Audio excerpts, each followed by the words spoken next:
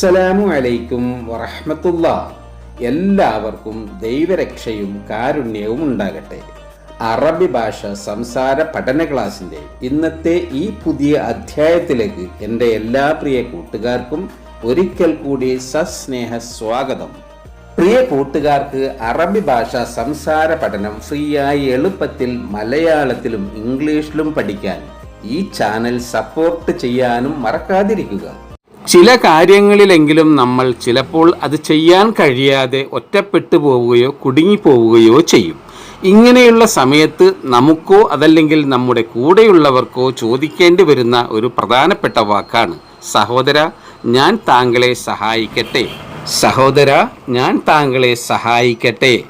അതല്ലെങ്കിൽ സഹോദര, ഞാൻ താങ്കളെ സഹായിക്കാം. ഇത് പ്രത്യേകിച്ച് ഗൾഫ് നാടുകളിലാണെങ്കിൽ അറബിയിൽ എങ്ങനെ നമ്മൾ ചോദിക്കും? യാ അഖി ദഅനി ഉസാഇദുക്, യാ അഖി ദഅനി ഉസാഇദുക്, യാ അഖി ദഅനി ഉസാഇദുക്, my brother let me help you. സഹോദര, ഞാൻ താങ്കളെ സഹായിക്കട്ടെ. യാ അഖി ദഅനി ഉസാഇദുക്, my brother let me help U.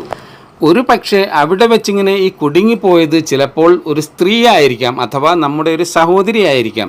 അങ്ങനെ വരുമ്പോൾ അവരോട് നമ്മൾ ചോദിക്കേണ്ടി വരും, സഹോദരി, ഞാൻ താങ്കളെ സഹായിക്കട്ടെ. അതല്ലെങ്കിൽ സഹോദരി, ഞാൻ താങ്കളെ സഹായിക്കാം. ഇത് അറബിയിൽ എങ്ങനെയാണ് പറയേണ്ടത്?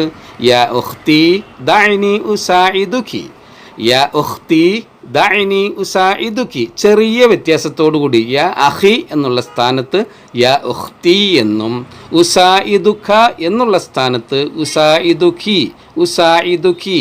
യാ ഉഖ്തി ദഅനി ഉസാഇദുകി, യാ ഉഖ്തി ദഅനി ഉസാഇദുകി, my sister let me help you. സഹോദരി, ഞാൻ താങ്കളെ സഹായിക്കട്ടെ.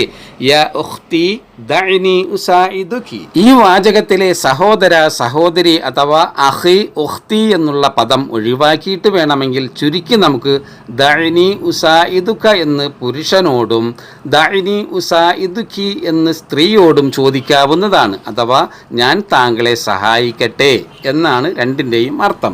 പുല്ലിംഗമാകുമ്പോൾ ദഅനി ഉസാഇദുക എന്നും സ്ത്രീലിംഗമാകുമ്പോൾ ദഅനി ഉസാഇദുകി എന്നും പറയണം എന്ന് മാത്രം.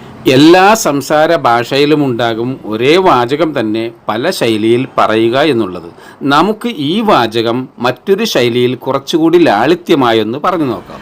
ഉദാഹരണമായി, ഞാൻ താങ്കളെ സഹായിക്കട്ടെ എന്നുള്ള വാചകം എനിക്ക് താങ്കളെ സഹായിക്കാനാകുമോ എന്ന് ശൈലി മാറ്റി നമുക്കൊന്ന് പറഞ്ഞു നോക്കാം.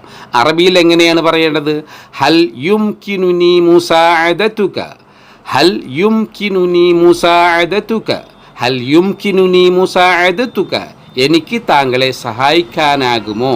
Can I help you? എനിക്ക് താങ്കളെ സഹായിക്കാനാകുമോ? ഹൽ യുംകിനുനി മുസാഅദതുക, കാൻ ഐ ഹെൽപ്പ് യു.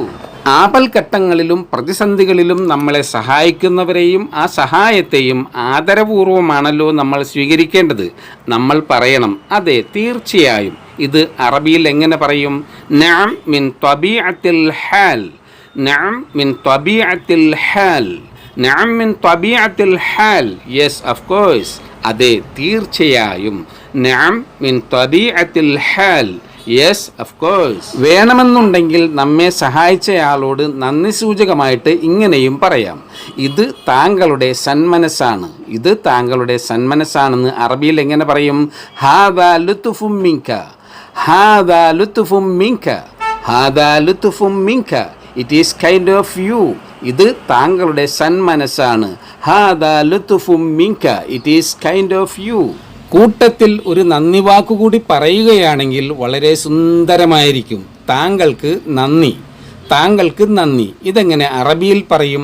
ശുക്രൻ, ശുക്രൻ എന്നോ അതല്ലെങ്കിൽ ശുക്രൻ ലക്, ശുക്രൻ ലക്, ശുക്രൻ ലക്.